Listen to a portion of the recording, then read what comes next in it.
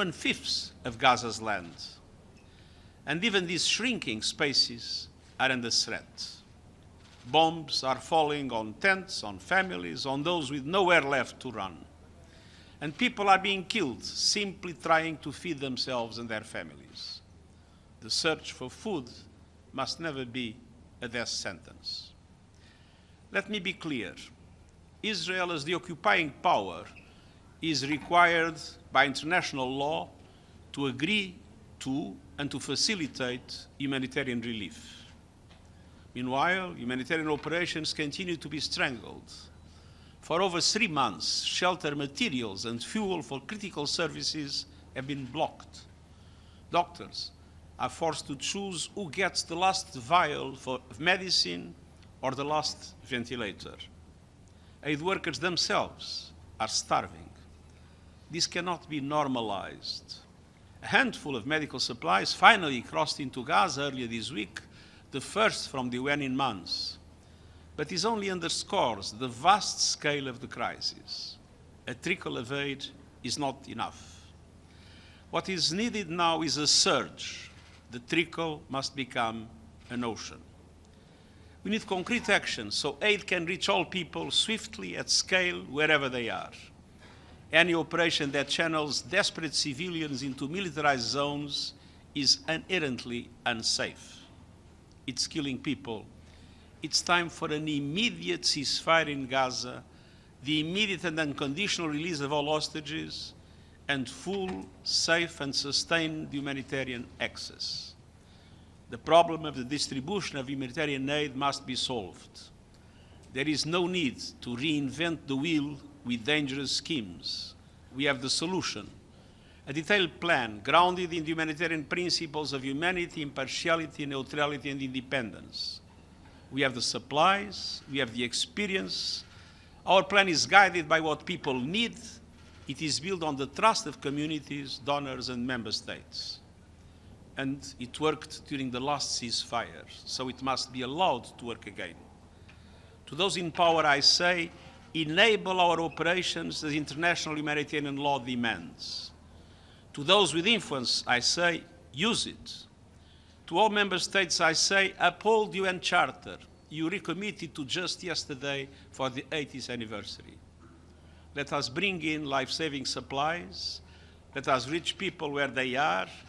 And let us recognize that the solution to this problem is ultimately political. The only sustainable path to reestablishing hope is by paving the way to the two-state solution. Diplomacy and human dignity for all must prevail. Thank you. Thank you very much, Mr. Secretary-General. The Gaza Humanitarian Foundation today accused the United Nations of misinformation and a campaign of misinformation about killings near their food distribution sites. I wonder if you could answer this allegation. We didn't invent the images everybody has seen. Mr. Secretary-General, Amélie Botelier from AFP News Agency. My question is on Sudan. General Duran this morning released a statement saying he had a phone call with you and you suggested a one-week ceasefire in Al-Fasher, that he accepted it. So can you confirm that, and can you tell us if you also talked with the RSF and what their answer is? Thank you. We are making contacts with both sides with that objective, and that was the fundamental reason for that phone contact. We have a dramatic situation in Al-Fasher, and you remember that some time ago a big convoy of UNICEF and WFP was bombarded. The people are starving and in an extremely difficult situation. So we need to have an amount of time of truce for aid to be distributed, and we need to have it agreed with some days in advance to prepare a massive delivery in the Al-Fasher area. I am hopeful that I had a positive answer from General Burham, and I'm hopeful that both sides will understand how vital it is to avoid the catastrophe that we are witnessing in Al-Fashir. Gabriel? Mr. Secretary-General, good morning. Gabriel Elizondo from Al Jazeera English.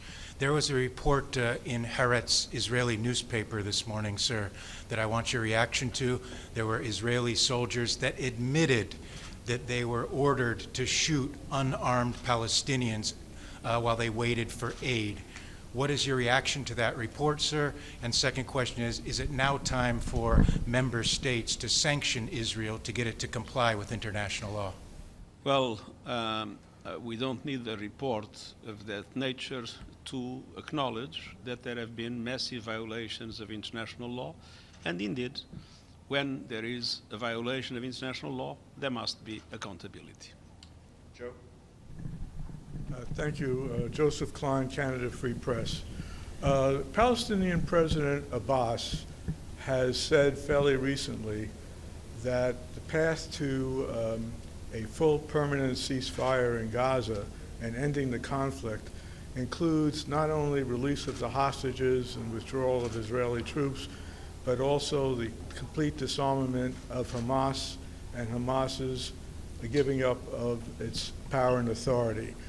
I wonder if your comments on the suggestion that as part of a full peace arrangement that Hamas be required to disarm and give up its authority.